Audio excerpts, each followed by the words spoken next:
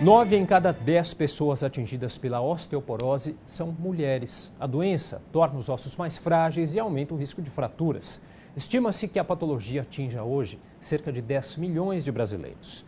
Bom, e para conversar sobre esse assunto, eu recebo hoje o reumatologista, o Dr. Charles Eldan de Moura Castro, que é presidente da Associação Brasileira de Avaliação Óssea e Osteometabolismo. Tudo bem, doutor? Obrigado pela presença. Boa tarde. Boa tarde. Doutor, explica para a gente, então, por que a osteoporose atinge mais as mulheres? A osteoporose é um problema de saúde pública em todo o mundo. A doença, a palavra osteoporose, remete ao osso poroso. E, na verdade, é uma doença onde o osso e a resistência do osso está diminuída. E a consequência dessa redução da força do osso é que o indivíduo sofre fraturas em condições onde um osso normal não teria uma fratura. Então, o indivíduo com osteoporose tem fratura aos mínimos traumas, a uma queda da própria altura, tem fratura com um abraço de um netinho. A doença, ela atinge cerca de 10 milhões de brasileiros e a grande maioria dessas pessoas não sabem que tem a doença. Olha só. A primeira manifestação da osteoporose, ela é a fratura. Então, nós dizemos que a doença é uma epidemia silenciosa. Fatores de risco ajudam a gente a determinar quem são os indivíduos que devem rastrear a doença, ou seja, buscar o diagnóstico antes que a fratura aconteça. 1 em cada 3 mulheres, depois dos 50 anos, terá uma fratura por osteoporose.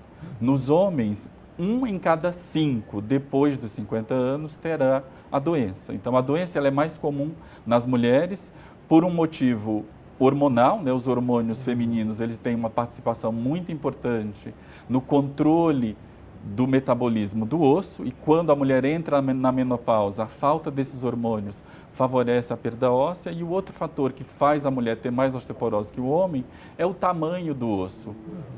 O homem tem um osso geometricamente maior do que o osso da mulher e, por conta disso, o homem tem menos fraturas associadas à osteoporose do que as mulheres. Isso não quer dizer que o homem não esteja em risco e existe um cenário onde nós devemos buscar o diagnóstico da osteoporose nos homens. A importante mensagem que eu acho que deve ser passada é que a doença ela é frequentemente negligenciada. Aquele indivíduo que está perdendo altura, o indivíduo que está diminuindo de tamanho, é um indivíduo que está em risco de ter fraturas vertebrais, de ter osteoporose. E a gente precisa identificar e tratar. E só para a gente entender, então, doutor, tanto homens quanto mulheres, essa preocupação deve começar a partir de que idade? Ou desde sempre tem que ter um certo cuidado com algumas questões? Nós costumamos dizer que a osteoporose é uma doença pediátrica que se manifesta na fase geriátrica, na fase da senescência, no envelhecimento. Então, é importante cuidar do osso desde cedo. Então, crianças que têm atividade física regular, que têm uma dieta rica em cálcio e proteína, construirão ossos fortes e durante o envelhecimento eles podem ter perda óssea, mas a poupança construída foi grande o suficiente para que eles não venham a ter osteoporose. Do ponto de vista do diagnóstico, indivíduos sem nenhum fator de risco, que são mulheres, devem fazer o exame de densitometria a partir dos 60 anos de idade. Nos homens, na ausência de fatores de risco, a gente faz a densitometria a partir dos 70.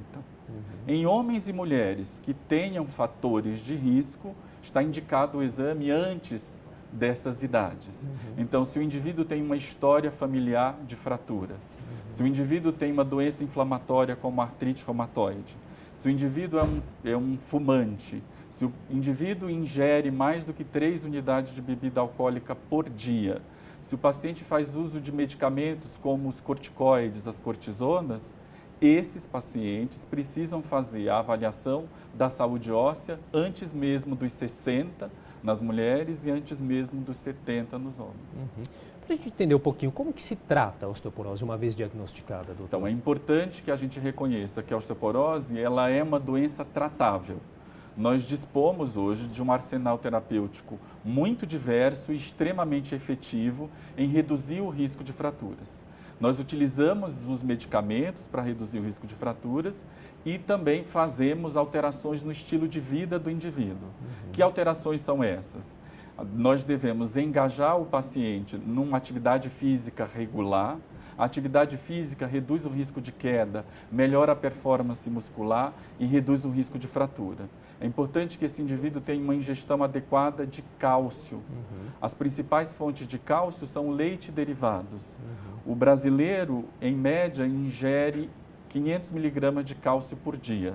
A recomendação para a faixa etária acima dos 50 anos são 1.200 miligramas por dia. Então, nós temos uma ingestão de cálcio muito pobre. Então, devemos encorajar, já nas crianças, nos adolescentes, um incremento do consumo de leite e derivados, que são as principais fontes de cálcio. Os vegetais têm cálcio? Tem.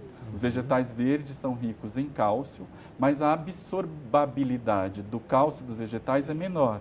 Então, de uma forma geral, uma dieta rica em vegetais nos dá em torno de 200 miligramas de cálcio por dia. Então, é muito importante checar essa ingestão de cálcio e fazer adequações. Nos indivíduos que não conseguem ter uma ingestão adequada de cálcio, o médico pode sugerir uma suplementação, suplemento de cálcio. O outro ponto importante diz respeito à vitamina D, que é um hormônio sintetizado na pele sobre a ação do raio ultravioleta. A vitamina D ela pode ser também ingerida, seja através de alimentos, como os alimentos, os peixes gordurosos, as sardinhas, que são ricas em vitamina D, mas a principal fonte é realmente a síntese na pele a partir da exposição solar. Então, uma exposição solar adequada, ela é capaz de garantir uma suficiência da vitamina D. E nos indivíduos com mais de 60 anos, é recomendado que nós façamos um diagnóstico, uma dosagem do nível da vitamina D no sangue. E se esses níveis estão baixos, está recomendada uma suplementação. Então, de um modo geral, nós usamos remédios para reduzir o risco de fraturas. Esses remédios, eles são muito efetivos e o tratamento da osteoporose se dá em longo prazo. Então, a gente precisa engajar o paciente a entender a necessidade do remédio em longo prazo. É um tratamento que se dá para o resto da vida, doutor? Não necessariamente para o resto da vida, mas é um tratamento em longo prazo. Existem alguns remédios que podem ser utilizados com períodos de pausa, que a gente chama de férias de tratamento.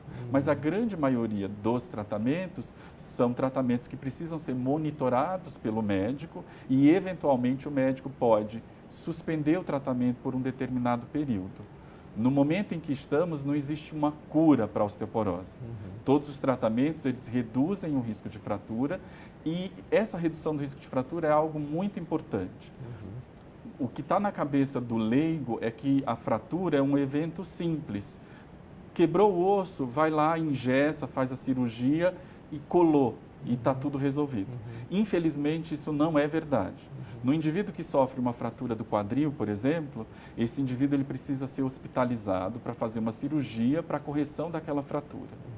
Cerca de 20% a 30% desses indivíduos que sofrem uma fratura de quadril morrerão dentro de 12 meses. Então, a fratura por osteoporose é um evento que marca a fragilidade do indivíduo, que marca um aumento do risco de morte. Então, a fratura ela deve ser encarada como um evento sentinela e, a partir daí, a gente pode fazer o tratamento. E naqueles pacientes que ainda não apresentaram fratura, se tem fator de risco, identificar a doença e iniciar o tratamento. Quanto mais cedo o tratamento é instituído, melhores os resultados, melhores os desfechos. Tá certo. Bom, queria agradecer por todos os esclarecimentos. O doutor que é reumatologista, doutor Charles Eldan de Moura Castro, que também é presidente da Associação Brasileira de Avaliação Óssea e Osteometabolismo. Doutor, muito obrigado pela entrevista. Nós agradecemos a oportunidade de estar aqui.